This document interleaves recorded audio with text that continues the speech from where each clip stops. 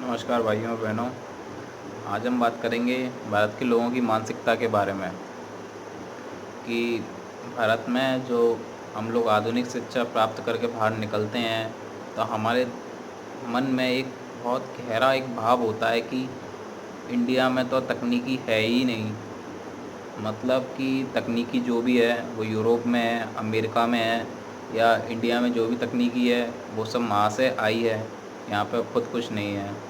ऐसा हमारे मन में, लोगों के मन में ऐसा बैठा हुआ है।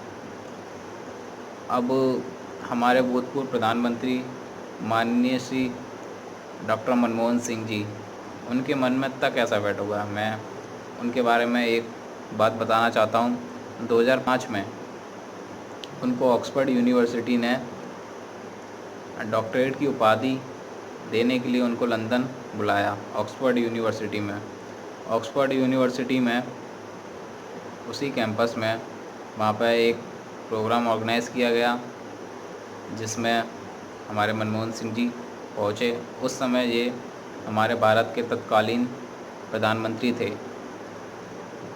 ब्रिटिश की एक मान्यता है कि अगर वहाँ किसी प्रोग्राम में अगर वहाँ की क्वीन जो राष्ट्रपति है वो आती है, मतलब उसके राष्ट्रपति पद को बोला जाता है क्वीन, तो वो आती हैं तो उनका दर्जा सबसे ऊंचा रहता है और उनका जो स्थान होता है बैठने का, उनका जो पोडियम वगैरह वो सबसे ऊंचा बनाया जाता है और जितने भी मंत्रिमंडल वगैरह जो उनके नीचे होते हैं सब नीचे बैठते हैं।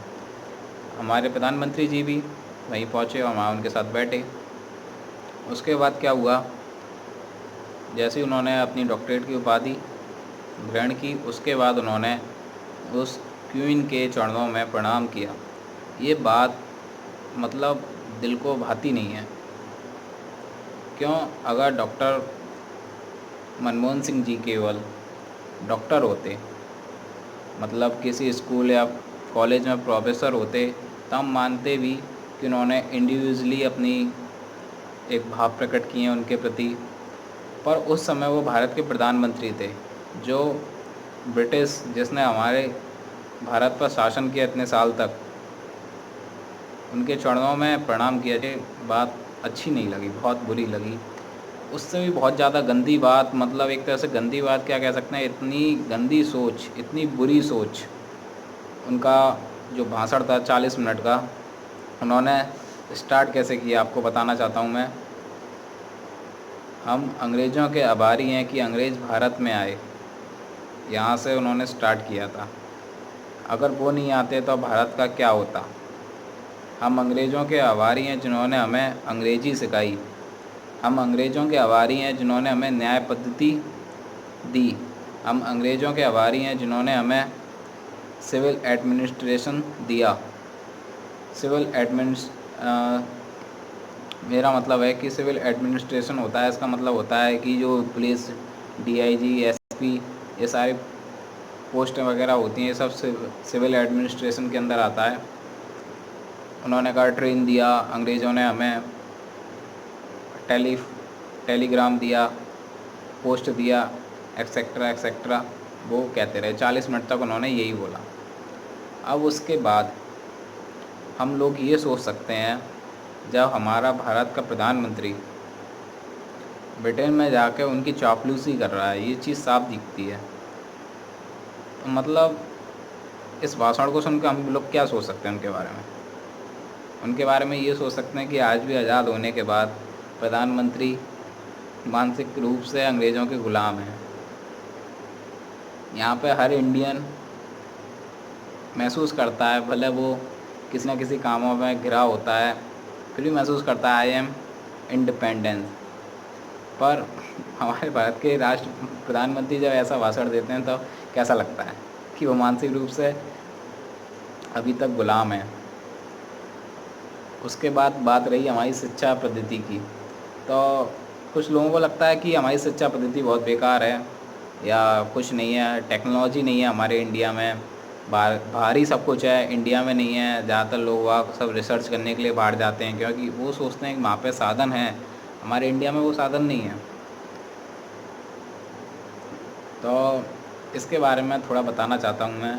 सन 1835 में एक मैकेलो नाम का ब्रिटिश स्कॉलर था जो आया था हमारे इंडिया में, जिसको ब्रिटिश गवर्नमेंट ने इंडिया भेजा था कि आप जाके ये पता करो कि इंडिया में शिक्षा व्यवस्था कैसी है, कैसे पढ़ाया जाता है, चिकित्सा व्यवस्था कैसी है।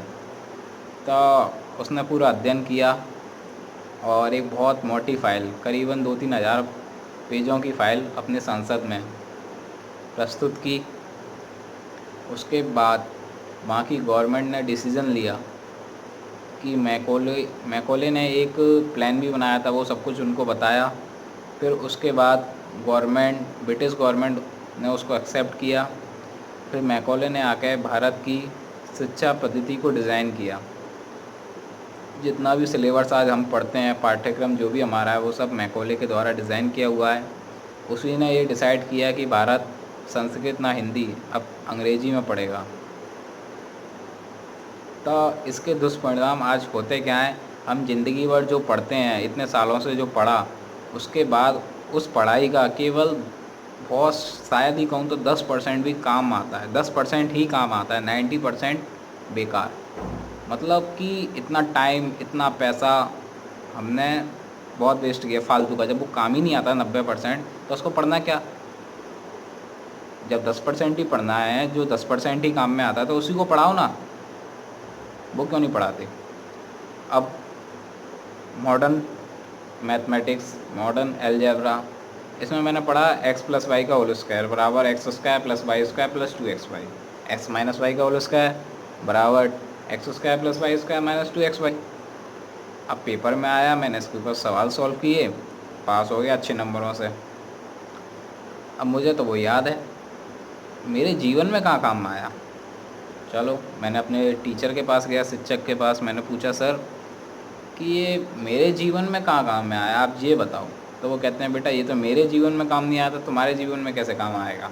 तो मैंने पूछा फिर आप पढ़ाते क्यों हो उसे। तो वो कहते हैं कि भाई मेरे टीचर ने पढ़ाया, मैंने आपको पढ़ा दिया। तो इंडिया में भेड़ चाल वाला एजुकेशन सिस्टम चल रहा है। आप आज भी देख सकते हो कि हर साल इंडिया से 18 से 20 लाख इंजीनियर निकलते हैं। सर्वे के अनुसार मैं बात करूं तो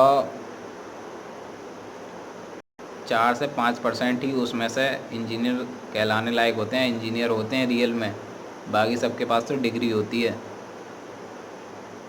ये रियल फैक्ट है, मैं ऐसे ही नहीं कह रहा।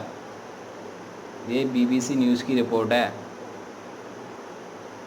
हमारे एजुकेशन सिस्टम की हालत बहुत सही थी पहले 1900 में, 1800 में, पर उसके बाद जब ये इंग्लिश लोग हमारे पास आए, अंग्रेज़ आए, इन्होंने हमारे सिस्टम को ध्वस्त कर दिया बिल्कुल।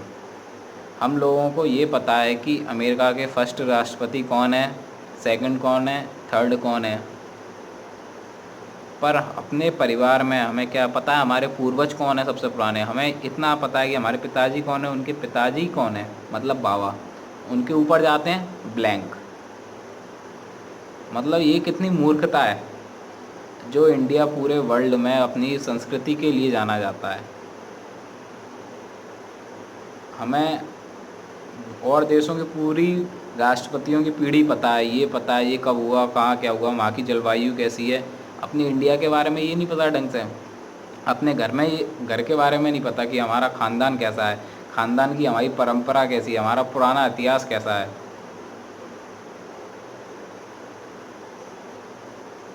तो दोस्तों, मैं यही कहना चाहता हूँ आपसे कि इस समय हमें जागृत होने की ज़रूरत है और लोगों के अंदर ये भावना उठाने की ज़रूरत है कि हम जो भी पढ़ रहे हैं, हम केवल वही पढ़ें जो हमारी ज़िंदगी में काम में आए, जिससे हमारा देश आगे बढ़ सके, हम आगे बढ़ सकें।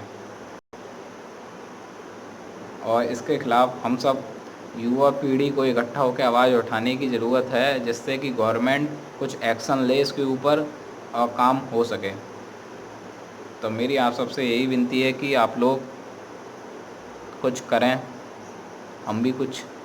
हम सब मिलकर कुछ ना कुछ करें, कुछ ऐसा समाधान निकालें जिससे कि इस राष्ट्र का और अच्छा कल्याण हो सके।